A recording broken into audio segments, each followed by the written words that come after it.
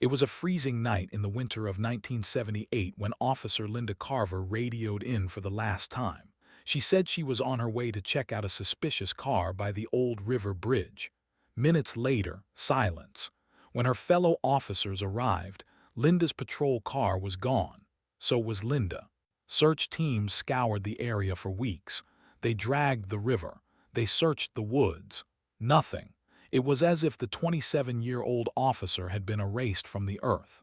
For 25 years, her family kept asking the same question: what happened on that bridge? Then in 2003, a fisherman spotted something deep below the water, a twisted, rust-covered car. And inside was a secret no one was ready for. If you want more stories like this, make sure to like this video, subscribe, and hit the bell so you don't miss the next case. And in the comments, tell me, where in the world are you watching from? It was December 14th, 1978. The night was cold and the streets were quiet.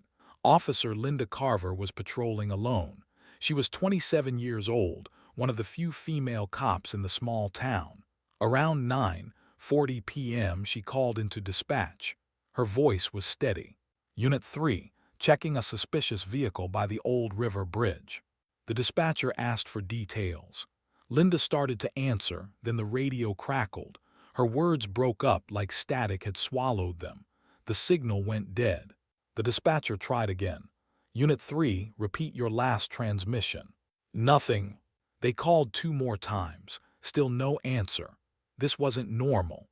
Linda was known for always responding, even if she was busy. After the 3rd unanswered call, the dispatcher sent a nearby patrol unit to check on her.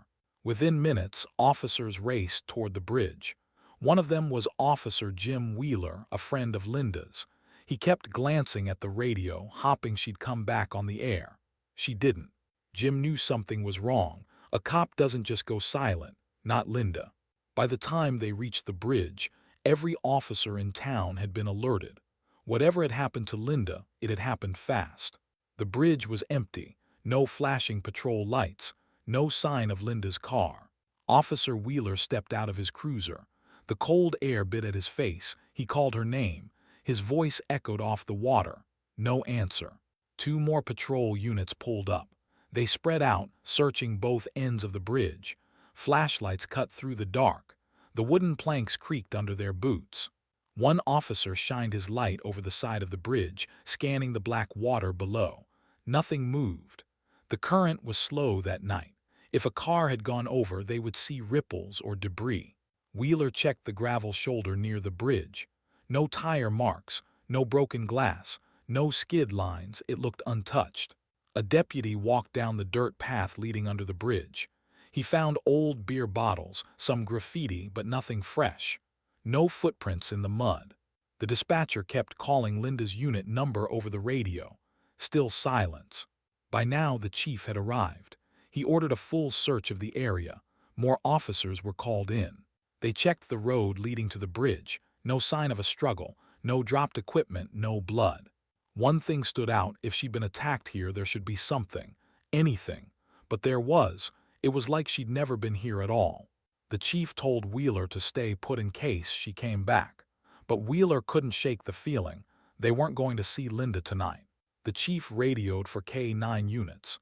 Within 20 minutes, a van pulled up. 2 handlers brought out German shepherds, each trained to track scent. They gave the dogs one of Linda's jackets from the station. The dogs sniffed it, then were led toward the bridge. Both dogs moved the same way. They walked halfway across the bridge, stopped and circled. Then they started pulling toward the far end. But once they reached the middle, they froze. They sniffed the boards, looked toward the water, and whined. The handlers tried again. Same result. The scent just stopped. That made no sense. People don't just vanish into thin air. Officers swept the riverbanks with flashlights. Still nothing. Then, one of the deputies said something that sent a chill through the group. If she's in the water, she went in with the car, and we won't find her tonight. The chief ordered divers for the morning. Tonight, all they could do was mark the spot, keep searching, and hope. By morning, the whole town knew. Word spread faster than the newspaper could print it. A female officer is missing, people whispered at diners and gas stations. Everyone knew Linda Carver. Grown up here. She'd gone to the same high school as half the people in town, and now she was gone. The local radio station interrupted music every 30 minutes to give updates. Officer Linda Carver has not been found. Police are asking residents to report anything suspicious. Neighbors called the station saying they saw police cruisers racing through the night. Some said they heard sirens down by the river.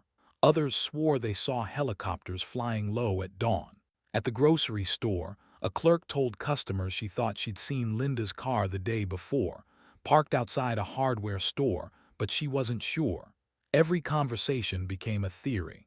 At the police station, the phone rang nonstop. Tips poured in. Most led nowhere: a shadow in a barn, a strange car on a side road, lights seen in the woods. By the end of the day, fear had taken over. People locked their doors early. Parents told kids not to walk anywhere alone. It wasn't just that an officer had gone missing. It was that she'd vanished here, in their own backyard with no trace. And for the first time in years, people in town began to wonder if someone among them was dangerous enough to make a police officer disappear. Linda's parents got the call just after sunrise. The voice on the line was calm, but the words didn't feel real. "Linda's missing." Her father hung up and stared at the phone. Her mother kept asking, "What do you mean missing?" over and over. They drove straight to the bridge. When they arrived, there were patrol cars parked everywhere and officers moving in every direction. Yellow tape fluttered in the cold wind. Her younger brother, Mark, was already there. He was 19 and he looked like he hadn't slept. He had been calling her all night. Her phone went straight to the operator's message. "This number is not in service." Mark tried to get through the police line. "She's my sister," he told them, but an officer held him back. The chief finally came over. His words were careful. "We're doing everything we can. Right now, we don't have any answers." That wasn't enough. Mark wanted to know where they'd looked. Had they searched her usual routes? Had they checked the bridge pylons?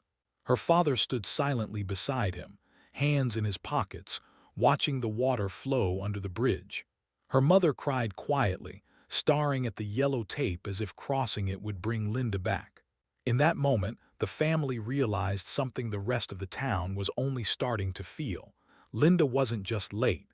She wasn't just lost. She was gone. By dawn, the bridge was swarming with police. The river below churned, dark and fast, carrying tree branches and foam downstream. Search and rescue teams in wet suits slid into the icy water. Their flashlights cut through the murky depths, but every time they surfaced, they just shook their heads. On the shore, more officers lined up with tracking dogs. The animals sniffed along the bridge rail, the asphalt, and the embankment, but the trail seemed to vanish halfway across the span. A helicopter hovered above, its searchlight sweeping over the water and the tree line. From the air, it was the same story. No car, no movement, no sign of where Linda could have gone. Detectives called in more resources. They sent divers farther downstream. They checked both banks of the river for tire tracks or footprints, but the rain from the night before had washed almost everything away. Hours passed. Radios kept spitting out updates, but they were all the same: negative results. By mid-afternoon, frustration was setting in. One officer muttered, "It's like she just vanished." And that was the truth. No uniform, no badge, no weapon, no car. Just an empty bridge, the sound of rushing water, and the sinking realization that they had nothing to go on. That night, the search teams regrouped in a dimly lit command post set up in a nearby gas station parking lot. The rain had started again, tapping on the roof as officers warmed their hands around cups of bad coffee. Two detectives stood off to the side, speaking quietly so no one else could hear. One leaned in and said, "You're telling me a trained officer in full uniform just disappears in the middle of her shift? No call for help, no signs of a fight." The other shook his head. "Doesn't add up. If it was random, there'd be something, anything." The first detective glanced toward the bridge, barely visible in the distance. What if it wasn't random? There was a pause. Neither wanted to say it out loud, but both were thinking the same thing. Maybe Linda had been targeted. Maybe someone had been waiting for her. Rumors started to spread among the ranks. A few officers brought up old cases Linda had worked on, cases that had made enemies. Others wondered if it was connected to something inside the department. No one had proof, no one had answers, but the unease was growing. And quietly, more than a few people started to believe. This wasn't just a disappearance. It was a setup. The call went out over the radio. Officer down, possible abduction. Within minutes, the quiet bridge was swarming with flashing lights. Patrol cars blocked both ends, and detectives moved in fast. Some were in uniform, others in plain clothes, all with one goal: find Linda. The air was cold and still, except for the hum of idling engines and the sharp crackle of radios. Every officer knew what this meant. An officer missing wasn't just another call. It was a code-red emergency. Sergeant Harris took command. He pointed toward the dark tree line. Sweep every inch. Don't stop until you find something. Officers formed small search teams. Flashlights cut through the darkness, beams bouncing across the frozen ground. Deputies carried shotguns, ready for anything. Nobody knew if the suspect was still nearby, hiding, or watching them from the shadows. The bridge itself was inspected inch by inch. Tire tracks were photographed. Small scuff marks were marked with yellow flags. Someone found Linda's flashlight on the shoulder of the road, its beam still faintly glowing. They set up a mobile command post at the bridge entrance. Inside, maps were spread out. Radios hissed with updates from search teams. One officer stood guard at the far end of the bridge, scanning the black water below. Another crouched by the riverbank, shining his light into the reeds. By midnight, the search had expanded half a mile in every direction. Officers moved in a line, shoulder to shoulder. Dogs barked as they picked up faint scents, then lost them again near the bridge. Harris gave the order: lock down the area. No one gets in or out without clearance. This wasn't just a search anymore. This was a manhunt. By 1 a.m., the scene looked like a war zone. Helicopters thumped overhead, their spotlights sweeping the dark river. Searchlights lit up the bridge like daylight. On the water, 2 boats moved slowly downstream. Divers in thick wetsuits slid into the freezing current. They used long poles to probe the bottom, feeling for anything out of place. On land, bloodhounds strained against their leashes. Their handlers guided them through the thick brush near the road. Every so often, a dog would stop, nose pressed to the ground, then move again in quick bursts, chasing scents that seemed to vanish. Detectives worked in pairs, knocking on doors of nearby farmhouses. Some residents were startled awake, confused to see uniformed officers at their doorstep in the middle of the night. Back at the bridge, radios were alive with chatter. Negative on the north bank, one voice reported. Another, still nothing from the divers. Even the county's volunteer fire department showed up to help. They brought generators, more lights, and hot coffee for the exhausted search teams. Detectives logged every piece of evidence: a muddy footprint, a broken twig, a torn scrap of fabric. Each one was bagged, labeled, and sent to the mobile lab. Despite all the movement, there was one thing they couldn't find: Linda. At 3 a.m., Sergeant Harris gathered the senior officers. "We keep going until sunrise. If she's out there, we're going to find her." Nobody argued. Just after sunrise, a deputy approached the command post with a civilian in tow. The man was pale, clutching a cup of coffee. "This guy got something you need to hear," the deputy said. The man introduced himself as Tom, a truck driver who'd been hauling a load through town around 9 p.m.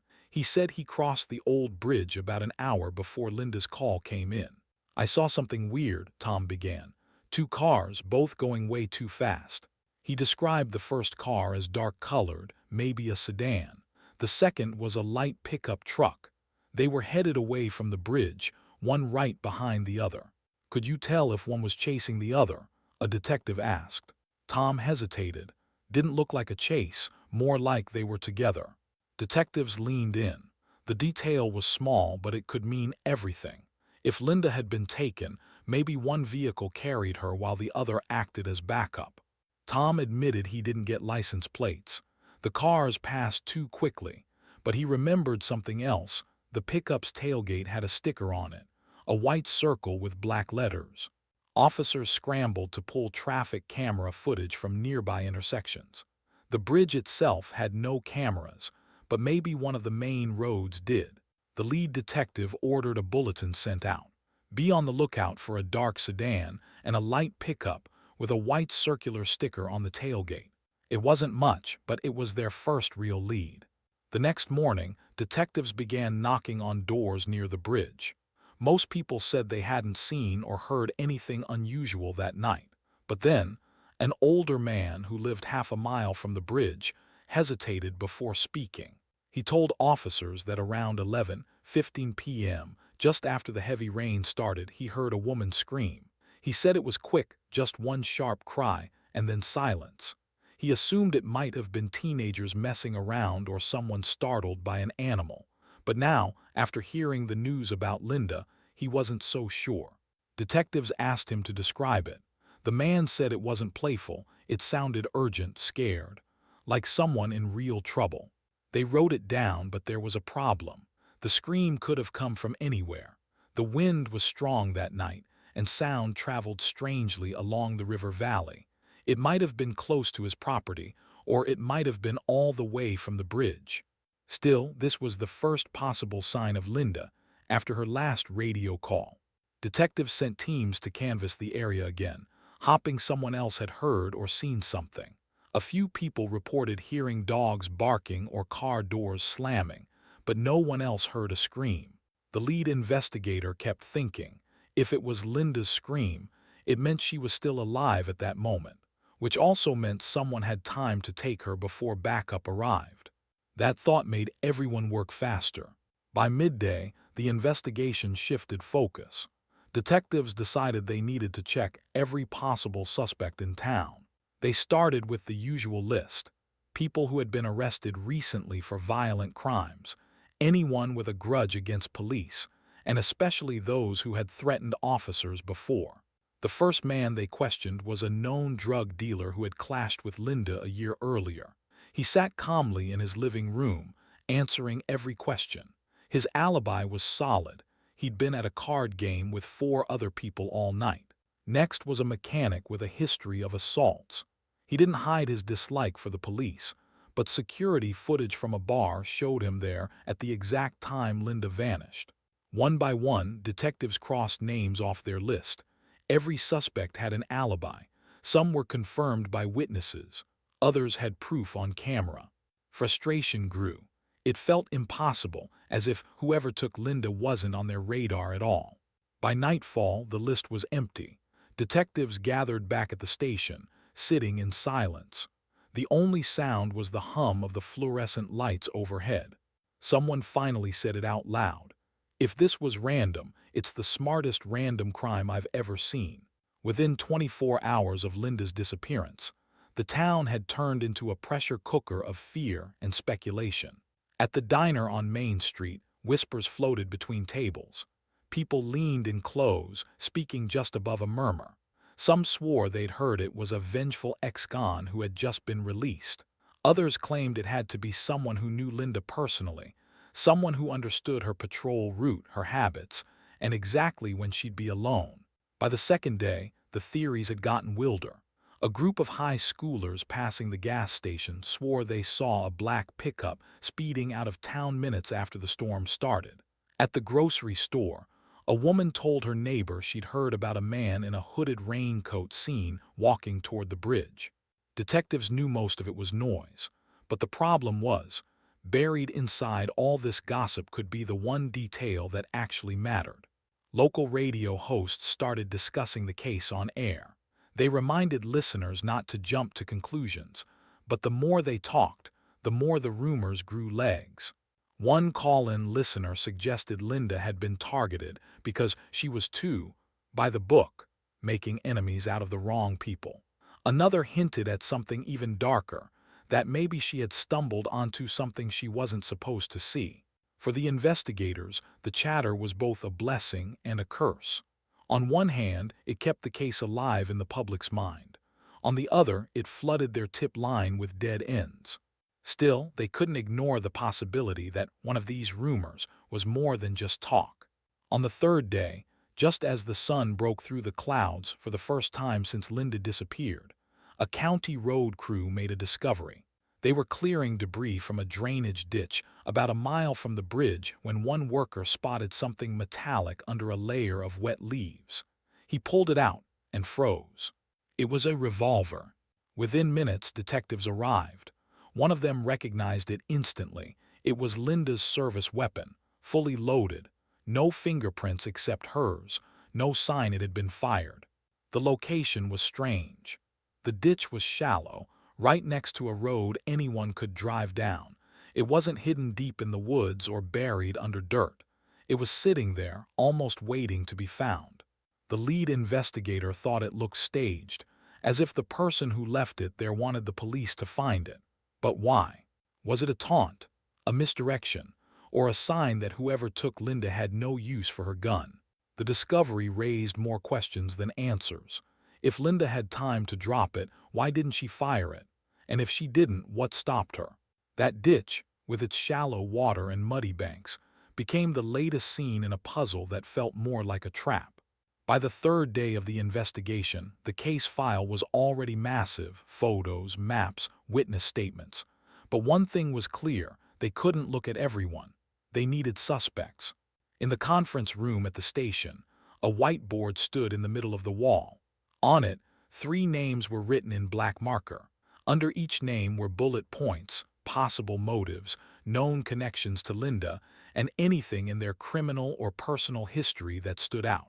The first name was Mark Denton. He was Linda's ex-boyfriend. Their breakup months earlier had been ugly. Neighbors had reported shouting, late-night arguments, and one incident where Linda had to threaten to call the police. The second was Caleb Rowe.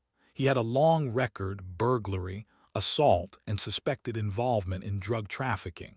Linda had arrested him 2 years earlier, and he had once told a cellmate that she'd pay for it someday.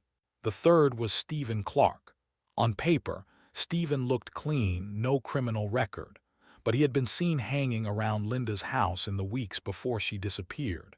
Detectives learned he had once been a suspect in a stalking case that never made it to court. Each suspect had motive, each had the means, and each had been in town the night Linda vanished. But there was another detail. All 3 of them had a reason to hate her, and not just a passing grudge, the kind of deep anger that doesn't fade. Detectives split into teams. Some would dig into each man's background, looking for inconsistencies. Others would recheck alibis and search for any physical evidence tying them to the bridge. It was a start, but it also meant that if one of them was guilty, 2 others would be walking free while they focused in the wrong direction. Mark Denton was the obvious first target. He and Linda had dated for nearly 2 years, but friends said things went downhill fast. Linda's co-workers remembered her coming into the station more than once looking upset. She once admitted Mark had followed her home after work, sitting in his truck outside her house for hours. One night things got physical. According to a police report, Mark grabbed Linda's arm during an argument in a parking lot. She pulled away and threatened to arrest him if he touched her again. The charges didn't stick, but the incident was documented. When detectives knocked on Mark's door, he didn't look surprised. He had heard about Linda's disappearance from the news. "You think I did it, don't you?" he said, almost smirking. They asked him where he was the night she vanished. Mark claimed he was at his friend's house watching a football game. That friend confirmed the story, but detectives noted the alibi didn't cover the full-time window. More troubling, Mark had no real emotion when they talked about Linda. He didn't seem shocked or even sad. It was almost like he had already moved on. Inside his garage, detectives noticed a tarp covering something large. It turned out to be an old motorcycle, but the sight made them tense. Every detail, every odd reaction was written down. They left without arresting him, but the feeling in the room was clear. Mark was still suspect number 1. 2 days later, Mark agreed to take a polygraph test. Detectives saw it as a chance to push him. The test was conducted in a quiet room at the station. The polygraph examiner went through the standard questions. "Is your name Mark Denton?" Do you live at 214 Cedar Street?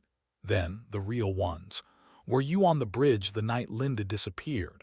Did you harm Linda Parker in any way? Mark answered no to every accusation. The examiner studied the readings, heart rate, breathing, skin response. After an hour, the test was over. The results: Mark passed. Detectives were stunned. A past polygraph didn't mean he was innocent, but it made the case harder. Without physical evidence, without witnesses, and now without a failed test, they couldn't hold him. When they told him he was free to go, Mark smiled. "Told you," he said, walking out the door like he'd just won something. Back in the conference room, the three names still sat on the board. One suspect now had a check mark next to his, meaning they'd questioned him thoroughly. But it didn't feel like progress. It felt like he had slipped through their fingers. As detectives kept digging, one name kept coming up, a local drug dealer everyone in town feared. Linda had been quietly building a case against him for months. She made small buys through informants, gathered surveillance photos, and even linked him to violent assaults. 2 weeks before she vanished, Linda told a fellow officer, "We're close. One more piece and we've got him." That statement now sent chills through the department. If the dealer had caught wind of her investigation, would he have acted first? Detectives pulled his file. His rap sheet was long: drug trafficking, assault, witness intimidation. He wasn't just dangerous, he was careful. This wasn't a man who left loose ends.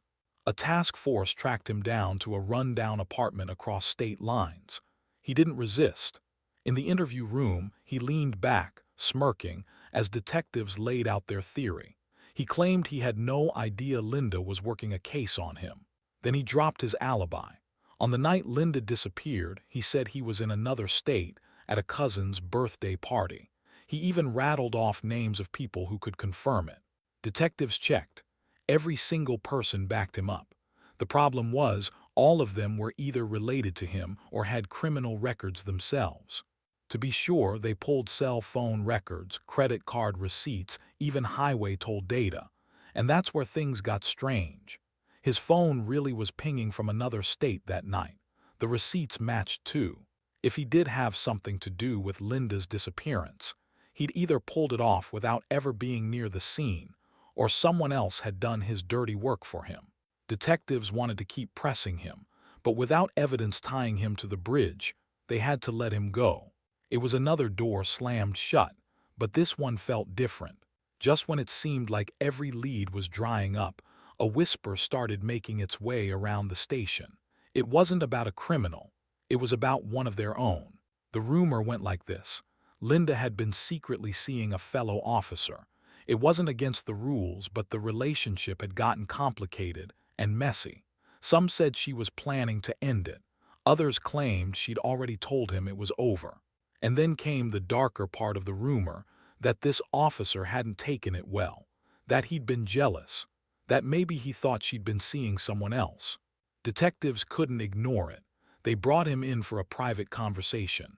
At first he was calm, almost bored, saying he and Linda were just friends. But when they brought up the breakup rumor, his jaw tightened. He said it was a lie. His alibi for the night Linda disappeared was simple. He was on patrol in another part of town. Dispatch logs confirmed it, at least on paper.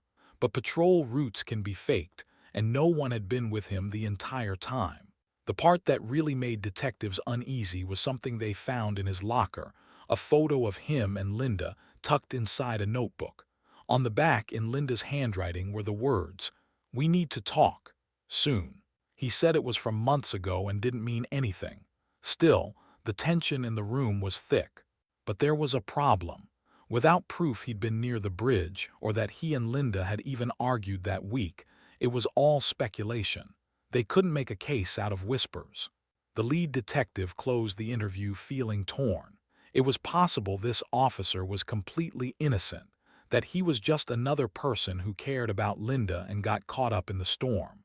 Or it was possible he knew exactly what happened that night and was hiding it in plain sight. For now, his name stayed on the board. Detectives didn't want to believe it. The idea that someone inside the department could be involved in Linda's disappearance had shaken everyone.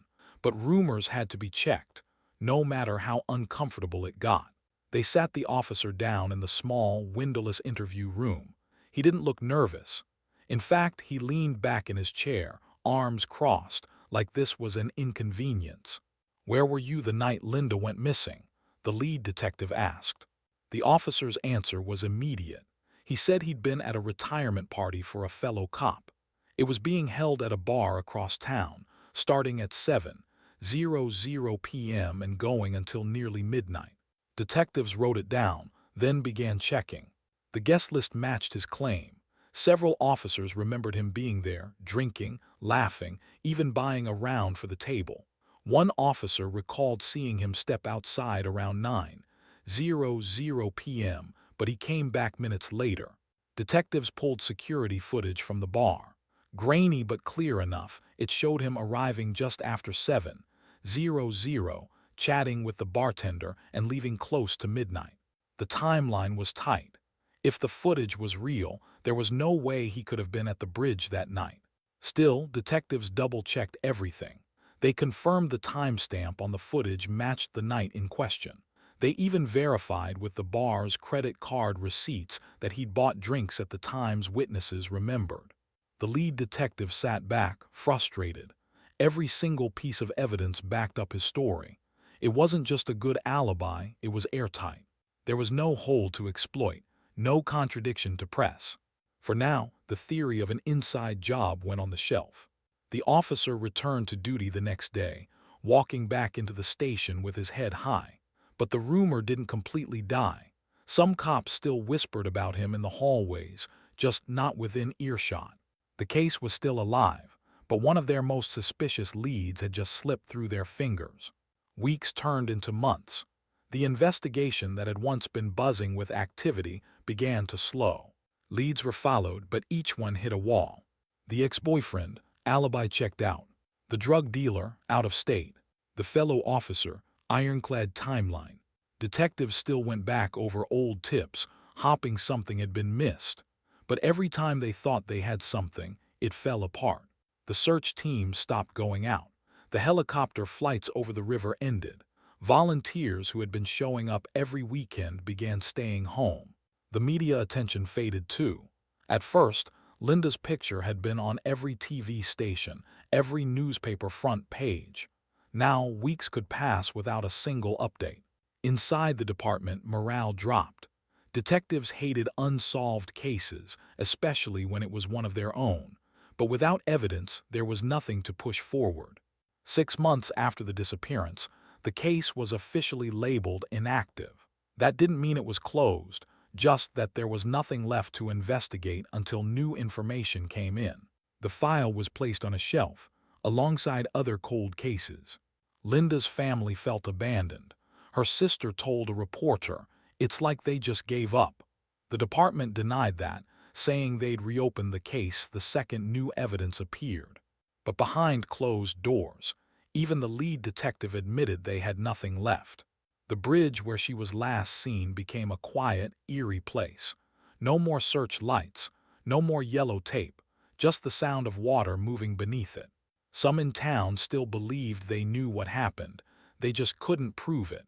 Others thought it was something darker, something nobody had considered. And then there were those who believed they'd never find out. The case that had started with flashing lights, sirens, and dozens of officers now sat frozen in a dusty file, waiting for something or someone to bring it back to life. For years after Linda's disappearance, her case file sat in the back corner of the evidence room. It was one of those thick brown folders, stuffed with reports, photos, and notes. At first, detectives would pull it out every few weeks, hopping for a new lead. But as time passed and nothing broke, the visits became less and less. By the late 90s, the file was rarely touched. New crimes took over the department's time. New names replaced hers on the whiteboard. The police station moved to a bigger building, and Linda's case was boxed up and shoved onto a high shelf, alongside other cold cases.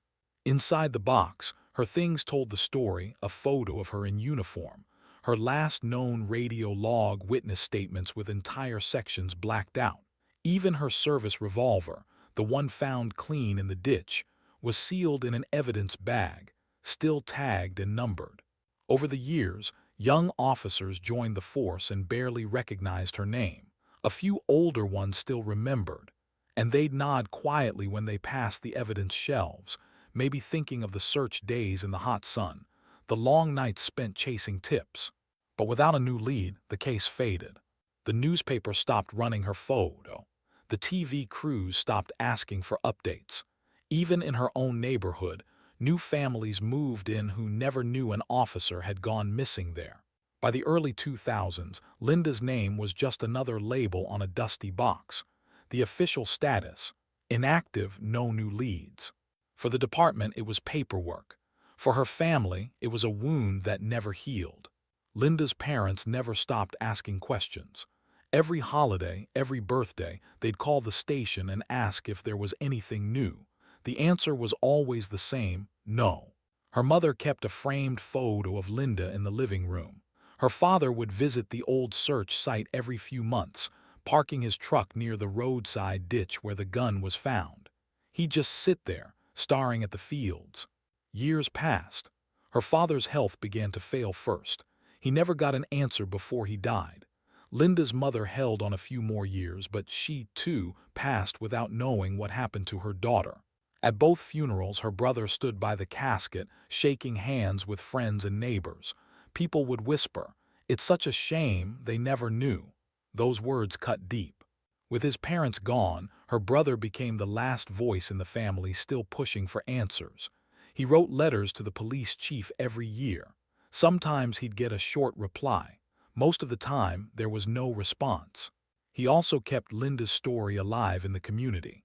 On the anniversary of her disappearance, he'd post her photo at the local diner and in the post office. Most people would take a flyer, but a few would quietly say, "That was so long ago." Time had moved on for almost everyone. But for him, every day still felt like the week she went missing. He refused to let her fade into the background.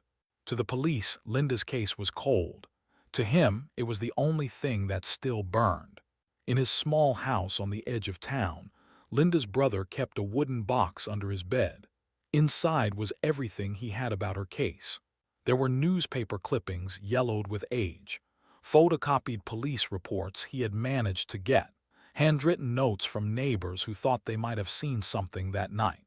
He had old cassette tapes from radio interviews, Linda's academy graduation photo, even the ribbon from her funeral memorial, though there had been no body to bury. Every so often he'd take the box out, sit on the floor and go through it piece by piece. He wasn't just remembering her, he was studying, looking for something the police had missed. Some nights he'd lay the papers out across the bed and try to build a timeline.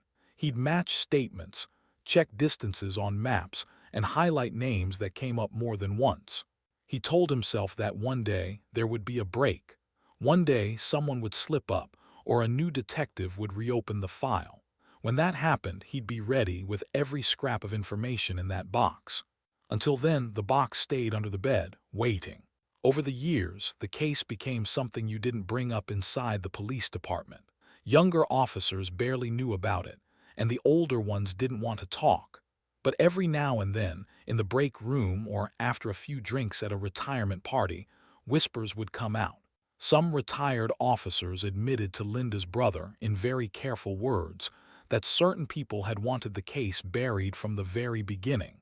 They wouldn't say exactly why, just that it wasn't good for the department, and things were complicated back then. When he pressed for details, they'd quickly shut down. One man said, "You didn't hear that from me," and walked away. Another warned, "If you start pulling at those threads, you won't like what you find." It made him wonder, was this about protecting someone inside the department? Or was it about avoiding a scandal that would damage the town's trust in law enforcement? One officer hinted that early evidence might have been misplaced or accidentally destroyed. No one would confirm it, but the thought that critical clues could be gone forever was crushing. The more he heard, the more it seemed like the silence wasn't just from not knowing, it was a choice. A decision made decades ago and protected ever since. Every whisper felt like proof that there had been more to Linda's disappearance than anyone had ever admitted publicly. And the idea that people who swore to protect the community might have chosen to protect themselves instead, that was something he couldn't let go of. The official case file might have gathered dust, but the town never truly forgot. In a place this small, everyone knew someone connected to Linda. Old classmates remembered her smile. Former neighbors remembered her walking her dog in the evenings. But they also remembered the rumors. Whispers about who she might have crossed, who might have wanted her gone. Some stories were harmless gossip. Others were darker, talk of debts, grudges, and personal betrayals that went back years before she disappeared. At the diner, at the post office, at the local bar, her name still came up now and then. Sometimes in sadness, sometimes in anger, sometimes in that quiet tone people use when they think they know something but don't want to say it out loud. There were people who believed the truth was sitting just under the surface, hidden in old friendships, buried in unspoken feuds. They thought someone in town knew exactly what happened, but after so much time, no one expected them to ever speak.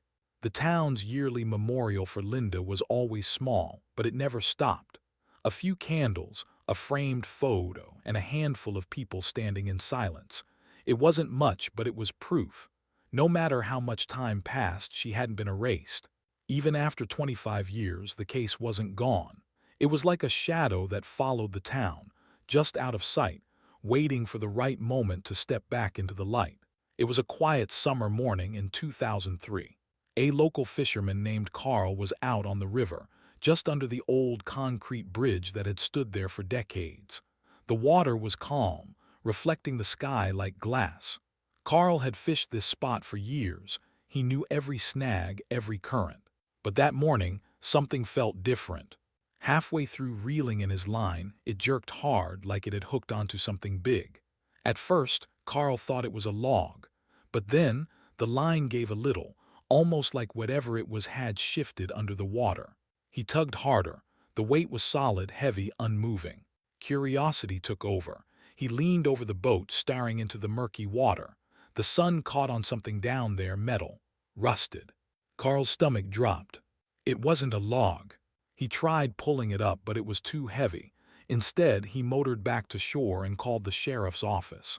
"Something's down there," he told them, "and I think you'll want to see it." Deputies arrived within the hour. They tied ropes, lowered hooks, and slowly worked to bring the object up. The river clung to its secret, making them fight for every inch. When it finally broke the surface, everyone went silent. It was the roof of a vehicle, brown with rust, but still intact.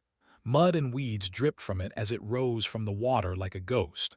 A deputy stepped closer, shining his flashlight through the driver's side window. Inside there was a shape. Human. The skeletal remains sat slumped against the steering wheel, clothes still hanging loosely on the bones. Someone muttered, "Oh my God." Carl stood back, his hands shaking. He'd caught fish here hundreds of times. All that time, this had been sitting right below him. The sheriff gave a single, steady order. "Get forensics out here, now." By mid-afternoon, the area was crawling with deputies, crime scene techs, and divers.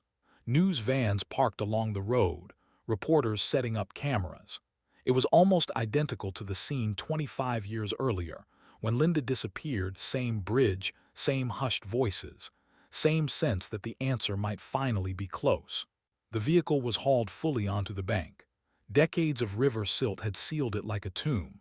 They pried the door open, and a rush of foul, stale air escaped. Inside were fragments of a purse, a set of keys, and a faded leather wallet. An evidence tech carefully opened the wallet. Inside was a cracked photo ID. The name on it made every deputy freeze. It was Linda. For a long moment, no one spoke.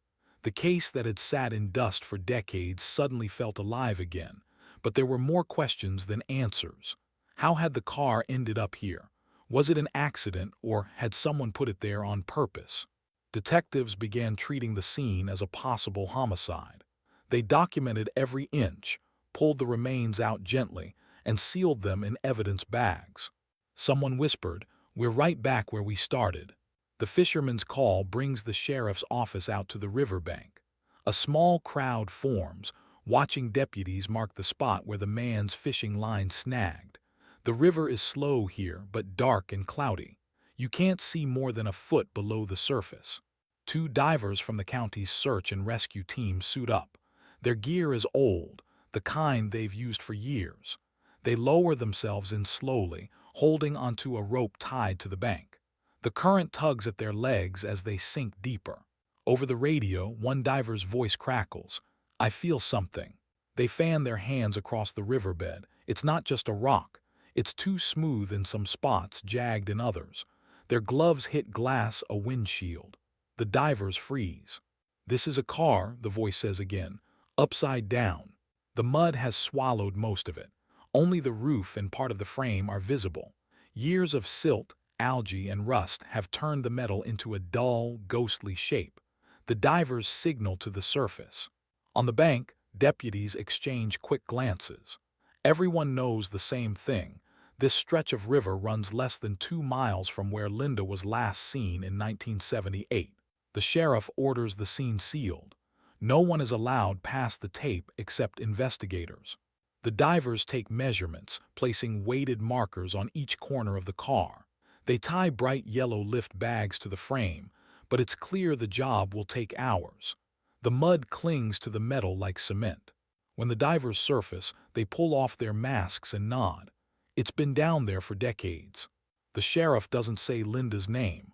Not yet, but every single person on that bank is thinking it. The next morning, the dive team returns with more equipment. This time, they bring a high-powered hose to blast away the layers of mud. Visibility is still almost zero, but they work by feel, scraping away at the rear of the vehicle. A deputy kneels on the dock above them, holding a clipboard. "We need a plate number," he calls out. Minutes pass. The diver's radio is mostly static until a muffled voice cuts through. "I've got something." Hands work over the spot again, clearing it bit by bit. Through the grime, 2 letters appear, then 2 numbers, then the rest. When the diver reads it over the radio, the dock goes silent. The number matches the one in Linda's missing vehicle report exactly. A cold wind blows across the river as the sheriff stares at the clipboard. There's no more guessing. This is her car. News travels fast. By midday, reporters arrive. They set up cameras along the bank, shouting questions the sheriff refuses to answer. The river has finally given up a piece of its secret, but the hardest part is still ahead, getting the vehicle out without destroying what's inside. By late afternoon, a heavy-duty wrecker backs up to the edge of the river. Divers attach thick cables to the car's frame. The crowd is larger now, kept back by barricades. Everyone holds up their phones. The winch groans as the cables tighten. At first, nothing moves. The mud is still gripping the car like it doesn't want to let go. The operator increases the pull, and finally the vehicle shifts. Bubbles rise to the surface. A sheet of black river water follows. Slowly, the roof appears, coated in rust and weeds. Then the rest of the car emerges. Its windows are shattered. Water pours out in steady streams, carrying bits of leaves and dirt. The once white paint is now a mottled brown-orange, eaten away by time. Cameras flash. The news crews shout questions again, but the deputies ignore them. When the car is fully out of the water, the wrecker swings it onto a waiting flatbed. Investigators swarm it immediately, peering through the broken glass. No one says what they're seeing, not yet. The sheriff steps forward, looking at the crushed driver's side. His face is unreadable. The crowd goes silent as the flatbed drives away. The river is calm again, but the air on the bank feels heavier, like everyone knows the story has just taken a turn they can't undo. The car sat dripping on the bank, mud and river weeds clinging to the frame. The smell of stagnant water hung in the air. A small crowd had gathered behind the yellow tape, whispering. Investigators moved in slowly. The doors were coated in rust, the handles frozen solid. Years underwater had sealed everything shut. They tried pulling, but nothing gave. One detective fetched a crowbar. Another brought a hydraulic spreader. The first door creaked but didn't budge. The metal groaned under the pressure. Pieces of brittle paint flaked away, revealing dull, corroded steel. Every movement was slow, careful. No one wanted to damage whatever was inside. Deputies worked in shifts, prying bit by bit. It was quiet except for the occasional pop of breaking metal and the low hum of generators powering the lights. Finally, after nearly an hour, the front driver's door cracked open. A rush of black water spilled out, carrying silt and tiny bits of debris. The smell hit harder now, old decay mixed with rust. Everyone paused. The lead investigator looked at the others. "We're opening it all the way," he said. The hydraulic spreader hissed, pushing the door wider. The inside was dark, even under the floodlights. Tangled weeds and strands of fishing line clung to the steering wheel. From this angle, nothing was clear. The passenger door was still sealed, as were the back ones. They decided to open them one at a time. The rear driver's door gave way faster, releasing more water and sludge. A glove floated out, stiff, black, and crumbling at the edges. No one touched it. With all but one door open, the team stopped again. The last one, the front passenger side, was jammed worse than the rest. It took nearly 30 minutes to get it free. When it finally swung open, the beam from a flashlight cut across the interior. Inside, something sat in the driver's seat still, unmoving and strapped in. The investigator swallowed hard and signaled for everyone to step back. The beam of the flashlight shook slightly as the investigator leaned closer. There was no doubt now. A human skeleton sat behind the wheel. The bones were yellowed and fragile, some partly buried in the thick layer of silt covering the seat. A police belt hung loosely around the waist, the leather cracked and stiff. The holster was empty. The uniform was barely recognizable. The once dark fabric had faded to a dull gray, shredded in several places. River water and time had eaten away at it, leaving only scraps that clung to the remains. Pinned to the chest was a corroded badge. It was almost unreadable, but the faint outline of the department's emblem was still there. No one needed to see the name to know who it belonged to. A seat belt strap, stiff from years underwater, still crossed the figure's ribcage. It was buckled in, just like someone who had been driving. The skull was tilted slightly to one side. A few strands of hair, impossibly still there, clung to the back of it. No one spoke for several seconds. Then the lead investigator quietly said, "We found her." They photographed everything exactly as it was before, carefully lifting the remains. Each bone was handled with gloves, placed in a sealed container. The tattered pieces of uniform were collected too, each tagged for evidence. Some deputies turned away, eyes wet. They had been rookies when Linda vanished. Now, after decades of rumors and dead ends, she was here right in front of them. Reporters outside caught only glimpses as the containers were loaded into a van. The scene was kept quiet, controlled, but word spread fast through the town. For the first time in 25 years, Linda's name was back in the headlines. And everyone wanted to know the same thing.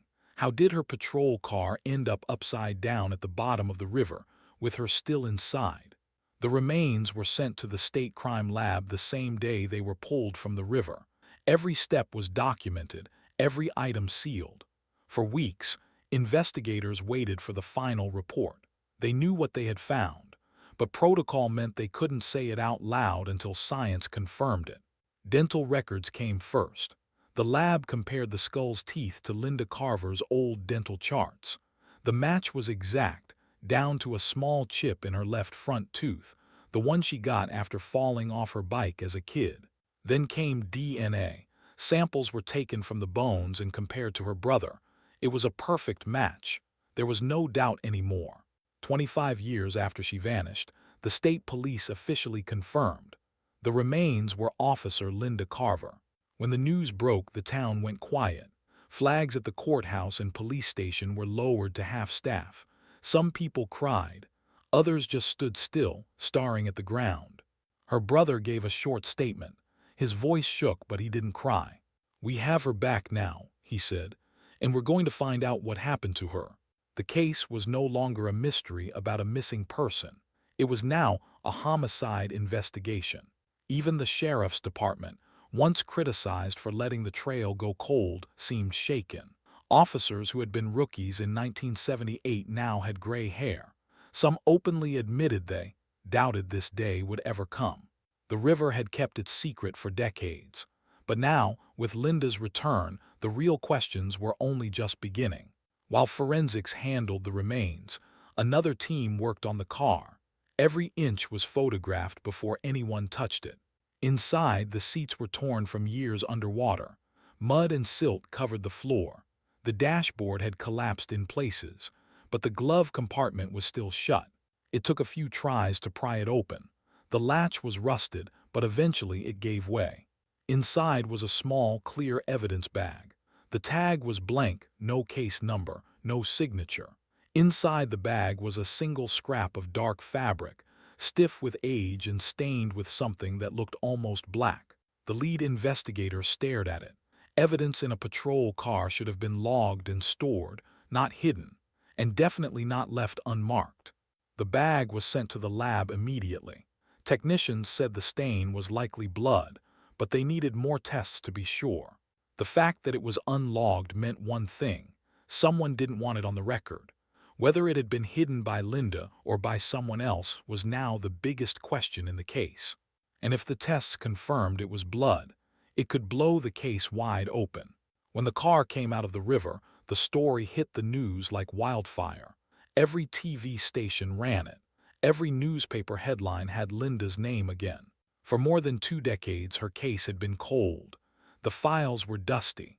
The tips had stopped coming in years ago. Now, suddenly, there was something real: her patrol car, pulled from the water with her remains inside. The local sheriff's office knew this was too big for them to handle alone. Within days, state police and the FBI joined the investigation. They brought in fresh eyes, new tools, and modern forensic tech that didn't exist back in 1978. Old boxes of evidence were pulled from storage. Detectives who had long since retired were tracked down for interviews. They were asked to walk through everything they remembered: every suspect, every lead, every dead end. The focus quickly shifted to the piece of stained fabric found in the glove box. No one could explain how it got there. It wasn't logged as evidence, and no one recalled seeing it before. That meant one of two things: either it had been overlooked back then, or someone had hidden it. Both possibilities were troubling. Investigators worked fast. They sent the fabric to the state crime lab. While they waited, they combed through the original suspect list. It was long: criminals Linda had arrested, people who didn't like cops, even members of her own department who had feuded with her. Rumors began swirling in town. Some locals whispered that certain officers back then had wanted Linda's case to disappear. Others believed the car in the river proved she'd been silenced. The FBI agents didn't entertain gossip. They wanted facts. And facts would come from that scrap of fabric. Whatever was on it, fingerprints, DNA, or trace evidence, could be the key to unlocking everything. Everyone involved knew this. After 27 years, Linda's case was no longer a cold file in a locked cabinet. It was active, and it was about to get very, very serious. The state crime lab worked quickly. Within a week, the results came in.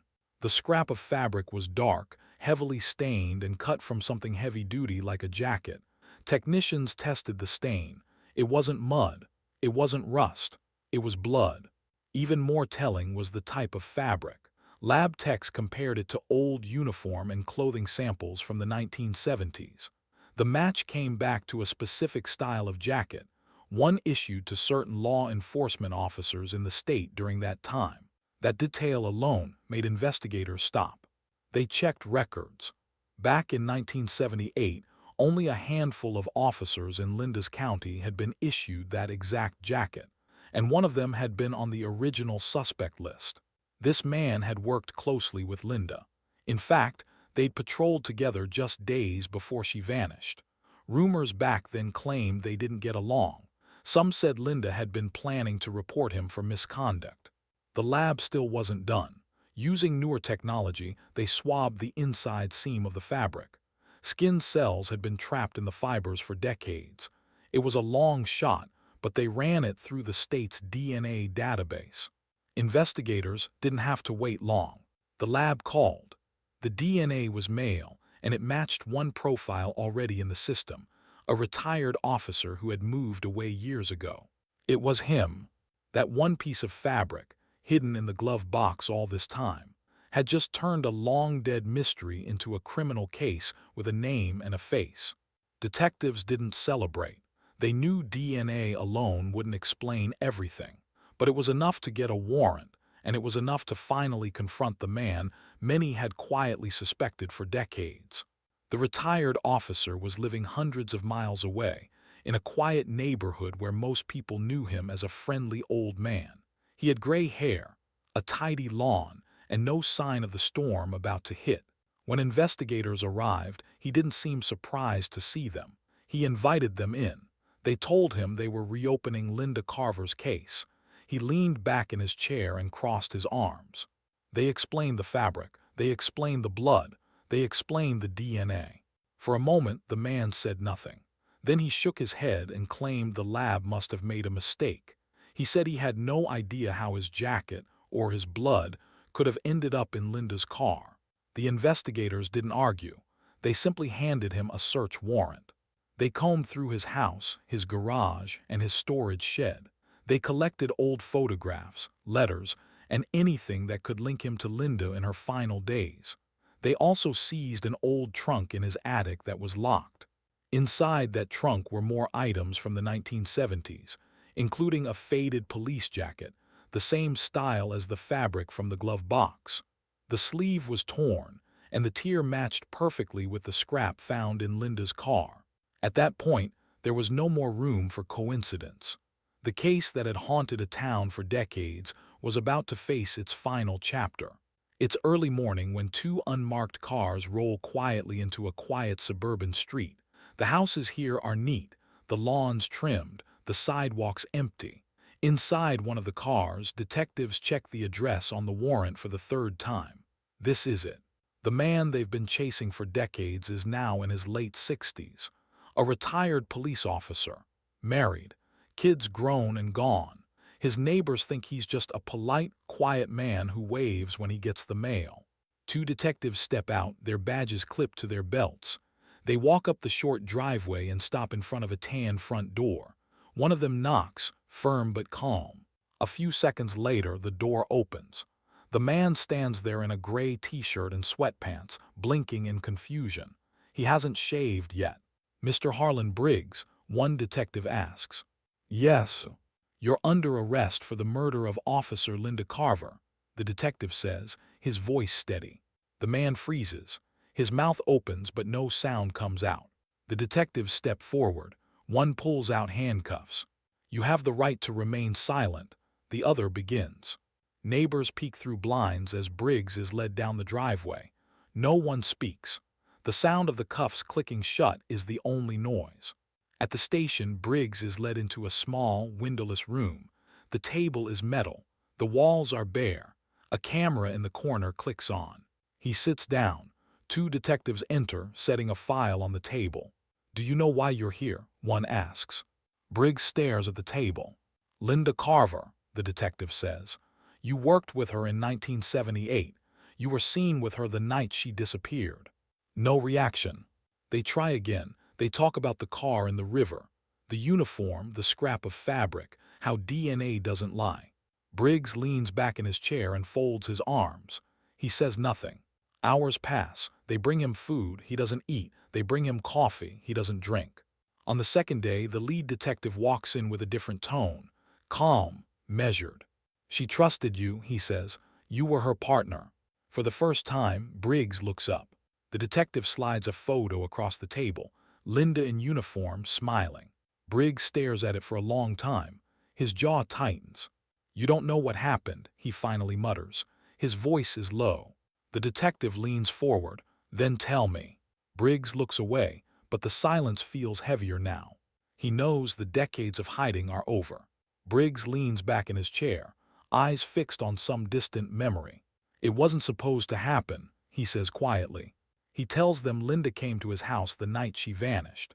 She, learned about his ties to a small-time smuggling ring, stolen goods moving through the docks. She was furious. She threatened to report him. The argument started in the kitchen. Voices rose. He stepped toward her and she shoved him back. He shoved harder. Her head struck the corner of a cabinet. She wasn't moving, Briggs says, his voice breaking for the first time. He claims he checked her pulse. Faint, but there. He panicked. She was a police officer, his partner. If anyone found her like this, his career, his life was over. Briggs says he wrapped her in a blanket and carried her to her patrol car. It was raining hard. The streets were empty. He drove toward the old highway bridge, the one over the river with no guardrails. Linda was still breathing, but unconscious. At the top of the bridge, he put the car in neutral, stepped out, and gave it a push. He watched as it rolled forward, tires hissing on wet pavement, then disappeared into the dark water below. I thought the current would take it out to the bay, he says. Nobody was ever supposed to find her. He leans forward, resting his head in his hands. But decades later, the drought came. The water dropped, and the river finally gave her back. The courthouse was full before the doors even opened. People lined up outside, some clutching old newspaper clippings from the day Linda vanished. Inside, every seat was taken. Reporters set up cameras in the back, their tripods standing like sentinels. Linda's family sat in the first row, her brother staring straight ahead, refusing to look at the man accused of killing her. The retired officer sat at the defense table, wearing a dark suit and an unreadable expression. The prosecutor began by telling the jury this case was about trust broken by someone sworn to protect. The defense painted a different picture, calling it a tragic accident that had spiraled out of control.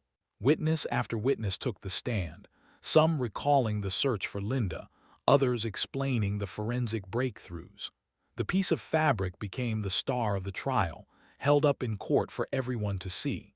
By the end of the first week, the town had heard more details than they ever imagined, and some wished they hadn't. It was mid-morning when the jury returned. The room went silent as the foreman stood. The judge asked for the decision. "Guilty of second-degree murder," the foreman said. Gasps echoed through the courtroom. A woman in the back started crying. Linda's brother put his head in his hands. The retired officer didn't flinch. He stared straight ahead, his jaw tight. The defense attorney patted his arm, but he didn't respond. The judge thanked the jury for their service and announced sentencing would happen in 2 weeks. As the officers led the convicted man away in handcuffs, whispers rippled through the crowd. Some were relieved. Others still struggled to believe a fellow cop had done this.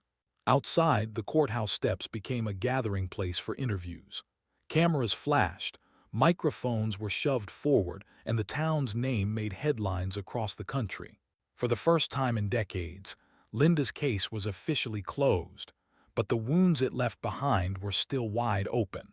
On a cloudy Saturday morning, a crowd gathers at the edge of the old bridge. The sound of the river below is steady, almost like it's listening too. In the center stands a small stone monument, polished and new. On it, a bronze plaque shines in the gray light. Etched into it are Linda's name, her badge number, and the words, "Gone but never forgotten." Her old partner speaks first. His voice is low and rough. "She deserved this, a long time ago." Linda's brother steps forward next. He rests his hand on the cold metal. "This is for her," he says quietly, "but it's also for every family that's still waiting." People leave flowers at the base. Some stand in silence. Others touch the plaque like they're saying goodbye. The river keeps moving beneath them, as it has for decades. It carried away the truth once, but not forever. When the ceremony ends, the plaque stays facing the water. It's not just a memorial. It's a reminder that no matter how much time passes, someone is always watching, always waiting for the truth to surface. The case is finally closed, but the ripples keep spreading. Reporters keep asking how it stayed hidden for so long. Why no one came forward. Why the evidence sat unseen at the bottom of the river. Some say it's a miracle the car was found at all. Others say it's proof that nothing stays buried forever. Detectives admit there are still unanswered questions. Who else knew? Who helped cover it up? And why didn't they speak? For Linda's family, the answers don't erase the years of pain. But they matter, because knowing the truth is better than wondering. The fabric scrap, the DNA, the confession, all of it became a chain that finally pulled the truth into the light. Now, every time someone drives across that bridge, they'll see the plaque. They'll remember the officer who disappeared. And maybe they'll think twice about staying silent, because secrets can sink deep. They can stay hidden for decades. But the river taught them something important. With time, with patience, and with one small piece of evidence, even the darkest secrets will surface.